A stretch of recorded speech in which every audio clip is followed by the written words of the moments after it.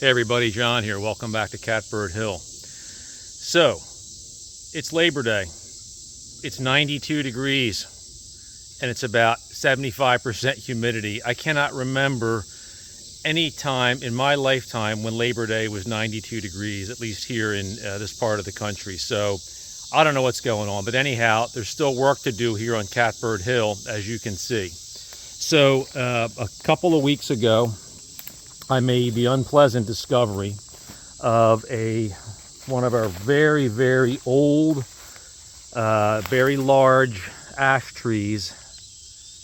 As you can see from the size of that trunk there, it's probably almost 36 inches in diameter. It just literally fell apart. These ash trees, you can see we've got a number of them here. This one here. We've got another one right here. They're all dead. In fact, there's one I'm looking at right here. I don't know how I could miss that. That's totally dead there. So this is all the work of the emerald ash borer, and one by one we're losing these trees. And we had a lot of wind here, and this just came crashing down. Fortunately, we weren't back here. This is a pretty remote part of the property, but it's going to leave a lot of work, or it has left a lot of work for us to do. You can see we've got multiple leaders lying down here. Actually, one of the things, if a tree is going to fall and I have to harvest firewood out of it, which is obviously what I'm going to be doing here, at least at this end of the tree, we'll get some saw logs definitely out of the lower end there. But what's really nice is everything here is basically at about shoulder and waist level. So I'm just going to be, nipping my way along from the ends, working my way back. As you can see, what it has done, it has totally closed off the access to the rest of our property, which is back there. So I can't cut any grass back there. We'd have a hard time even walking back there, getting through all this. So we've got to clear this out. Ideally, would like to do this on a nice cool fall day, which I was hoping Labor Day would be, but no such luck. So we've got, we'll fire up the chainsaws and start nipping away at this. At least, the very least, I want to be able to open up enough access to get the zero turn back here and start cutting. So one of the things you might have noticed as I was coming back on the tractor is the fact that I have the big tool rack, ultimate rack, actually mounted on the loader. And this is because of a really cool accessory that Big Tool Rack came up with, which was a quick hitch skid steer plate, specifically designed for the ultimate rack. And what I'll do is I'll put a link to a video that I did maybe a month and a half ago. It was on my top 5 tractor add-ons, and this was actually one of them. So this is really cool because the skid steer quick attach plate stays attached to the big tool rack. It's in the back of the garage, our equipment area, the little barn where we store everything. And as I need to, I can just pop this on the front of the loader very easily and quickly and take it anywhere I want to go. And that allows me to keep the WoodMax PTO driven wood chipper on the back of the tractor. I use that for ballast a lot, for moving the logs around. But obviously on a job like this, where we've got all this brush to clear, I'm gonna have to chip all this. So, I need pretty much everything the tractor can possibly carry for this kind of a job. So the PTO chipper in the back and the ultimate rack in the front with the chainsaws, all my PPE, bar oil, fuel, and so forth, and definitely a 40-ounce bottle of Gatorade there to keep me hydrated and safe. So let's fire up some saws and let's get going. We've got a lot of work to do.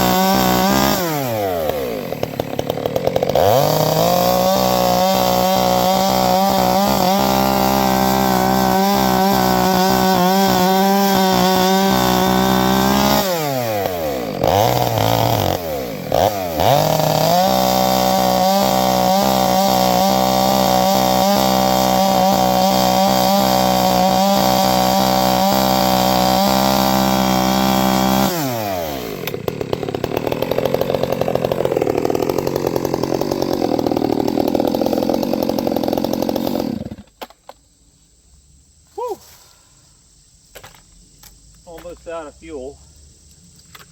I think that's a good time to stop. Wow.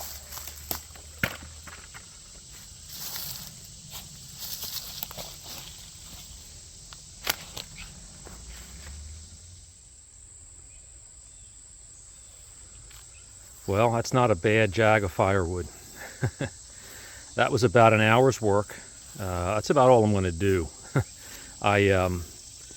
Maybe I don't last as long as I did when I was younger, but I've been out here for probably total of about an hour and a half getting set up. And like I said earlier, it is just brutally hot. But this is some really nice firewood. These rounds are really good, probably 12 to 14 inches, you know, some of the bigger ones. These down here, this was actually closer to the trunk. Some of these might be in more in the 16-inch range. But one thing that's really encouraging to see is that this wood is solid. I mean, there is no rot in here at all. These are the, you know, 3 of the leaders. Obviously, these are co-joined, but you know, really, really nice, solid wood. So I'm really confident that I am going to be able to have very fruitful lumber out of the remaining trunk. And I don't even know how long it is. I mean, it goes back there a good ways. You can actually see some of the other limbs that are still hung up. They're kind of probably sitting up from where the base of the tree went down. But I've got probably at least 3 10-foot saw logs in here. And then this is going to be interesting. This is probably going to be more of a fall winter activity. But you know, what actually happened that I didn't realize until I was getting in here is all of these smaller leaders, that's actually from another tree. So we lost another ash that was sort of behind this one diagonally. And what I think happened, I think that fell, and it fell right into this one just coincidentally and pushed it over. So technically, I've got 2 big ash trees down here. And like I said, more to come. I've been nervous about trying to take these down myself just because I've heard a lot of stories that ash becomes very unstable when it's dead. Now these are totally dead. The one that I was cutting up actually still had some life in it. You know, it had the green sprouts coming out of it, and you saw me nipping them off with the little steel GA26 or GTA26. But anyhow, that's probably enough for today. I honestly think that I would not be as wet right now if I was standing under a shower. I am literally soaked from head to toe. But you know what that's like when you're working in this kind of heat. You've got all the protective gear on. It really makes it hard to stay cool. So this will be a great source of firewood. You know, I just ordered a 4-way splitter for the log splitter, so perfect timing to deal with all this stuff. Thanks so much for watching. I hope you're a little bit cooler wherever you are on Labor Day here. Happy Labor Day, everybody. Thanks so much again for watching. Appreciate all the support. We're creeping up toward 800 subscribers, which is very exciting. So I always ask you to please share the videos with anyone else you might think who's interested in this content. Please encourage them to subscribe. Give us a thumbs up. Till next time, John here from Catbird Hill. Oh my gosh, I can't wait for fall. Till next time, take care.